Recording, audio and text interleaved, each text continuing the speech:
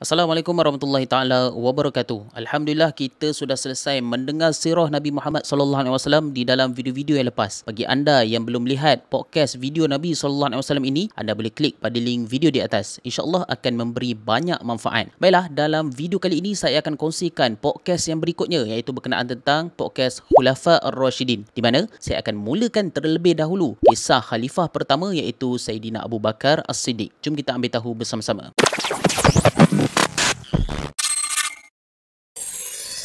Baiklah, Saidina Abu Bakar As-Siddiq merupakan khalifah pertama di dalam Islam setelah kewafatan baginda Nabi Muhammad sallallahu alaihi wasallam. Tempoh pemerintahan beliau ketika menjadi khalifah sekitar 11 hingga 13 Hijrah bersamaan 632 hingga 634 Masihi. Walaupun tempohnya tidaklah lama, namun impak dari pemerintahan Saidina Abu Bakar As-Siddiq memberi kesan yang besar terhadap penyebaran agama Islam. Okey, siapakah Saidina Abu Bakar? Namanya adalah Abdullah ibnu Abi Quhafah At-Tamimi. Nama Abu Bakar sebelum memeluk Islam adalah Abdul Ka'bah, dan setelah memeluk agama Islam, Nabi Muhammad sallallahu alaihi wasallam telah tukar namanya menjadi Abdullah, dan nama panggilannya pula adalah Abu Bakar. Sebab diberi gelaran Abu Bakar kerana Saidina Abu Bakar ini memeluk agama Islam betul-betul di awal waktu pagi. Selain itu, Saidina Abu Bakar juga diberi gelaran As-Siddiq. Ini kerana beliau telah membenarkan Nabi Muhammad sallallahu alaihi wasallam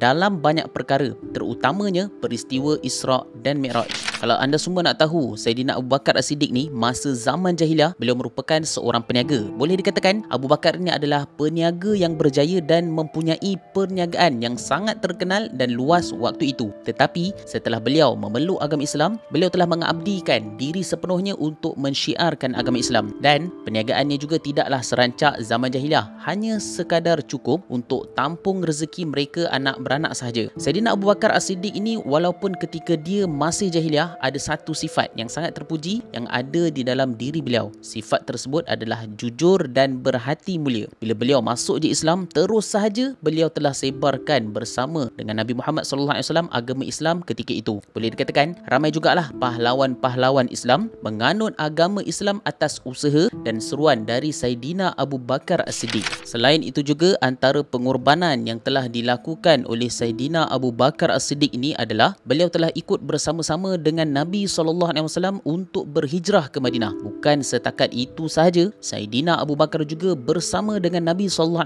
bersembunyi di Gua Thur pada malam permulaan hijrah sebelum mereka melakukan perjalanan hijrah ke Madinah. Memang tak dapat disangka lagi kenapa beliau sangat rapat dengan baginda Nabi SAW, kerana sifat tulus dan mulianya Saidina Abu Bakar ini terhadap Nabi SAW dan ajaran agama Islam itu sendiri. Okey, sekarang kita lihat pula bagaimana terjadinya kisah perlantikan Saidina Abu Bakar As-Siddiq ini menjadi khalifah. Baiklah, bila wafatnya Nabi Muhammad sallallahu alaihi wasallam, kaum Ansar waktu itu telah klaim supaya khalifah dilantik di kalangan kaum Ansar sendiri. Bukan setakat itu sahaja, ada juga kelompok dari kaum-kaum yang lain ini telah mengklaim supaya Saidina Ali bin Abi Talib menjadi khalifah juga. Alasan mereka adalah kerana Saidina Ali merupakan sepupu dan menantu Nabi sallallahu alaihi wasallam. Tetapi dalam waktu yang sama, ramai jugalah yang mahu Saidina Abu Bakar menjadi khalifah. Jadi, tanpa rasa ragu-ragu, sekalian muslimin melantik Saidina Abu Bakar As-Siddiq menjadi khalifah. Bila Saidina Abu Bakar telah dilantik menjadi khalifah, beliau terus bagi ucapan. Dalam ucapan itu, Saidina Abu Bakar bagilah tahu apakah perancangan untuk Islam. Antara kata-kata Saidina Abu Bakar yang popular ketika mana beliau dilantik menjadi khalifah adalah, "Wahai manusia, aku telah diangkat untuk mengendalikan urusanmu, padahal aku bukanlah orang yang terbaik di antaramu. Maka jikalau aku menjalankan tugasku dengan baik, ikutlah aku. Tetapi jika aku berbuat salah, maka betulkanlah. Orang yang kamu pandang kuat,